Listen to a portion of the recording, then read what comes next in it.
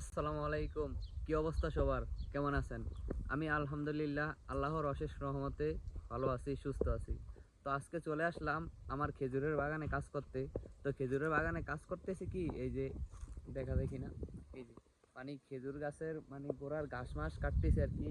আর খেজুর গাছের গোড়াও পরিষ্কার করতে আছে আর কি, যেন পানি চারপাশে যায়। তো হঠাৎই চোখে পড়লো একটি পাখির বাসা। চলেন পাখির বাসাটা দেখা যাক। এই যে দেখছেন বাসার মধ্যে কয়টা ডিম আছে? বাসার মধ্যে তিন দুই পাঁচটা ডিম আছে। হ্যাঁ, সম্ভবত এটা চড়ুই পাখির বাসা হইতে পারে সম্ভবত। কিলিগা মরু অঞ্চলে আমি বেশিরভাগ চড়ুই পাখি দেখতেছি।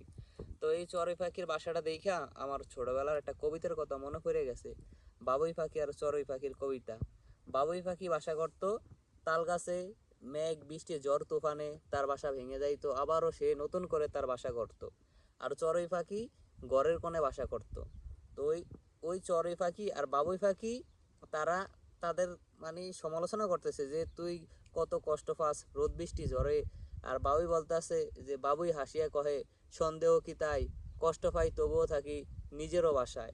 সেম এরকম আমাদের সমাজে অনেক বড় লোক ধনী মানুষ আছে যারা দামি খাট উঁচু উঁচু দালানে দালানে ঘুমায়, ঠিক আছে, তাদের কিন্তু ঘুম নাই।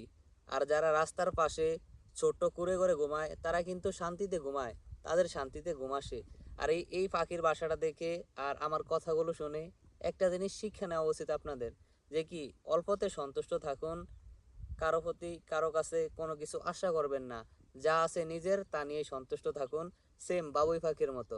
বাবুই হাসিয়া কহে সন্দেহ কি তাই, কষ্ট পাই তবু থাকি নিজেরও বাসায়। পাকা হোক পরের ঘর তাতে কি তাই, কাঁচা ঘর নিজের বাসা তবুও থাকি নিজের বাসায়। তো আমি গুছিয়ে বলতে পারি না। তো সবাই ভালো থাকবেন, সুস্থ থাকবেন। আর আমার ভিডিওটা কেমন হইলো, যে যেখান থেকে দেখতেছেন সবাই একটু লাইক শেয়ার কমেন্ট করে দিবেন। আল্লাহ হাফেজ, আসসালামু আলাইকুম।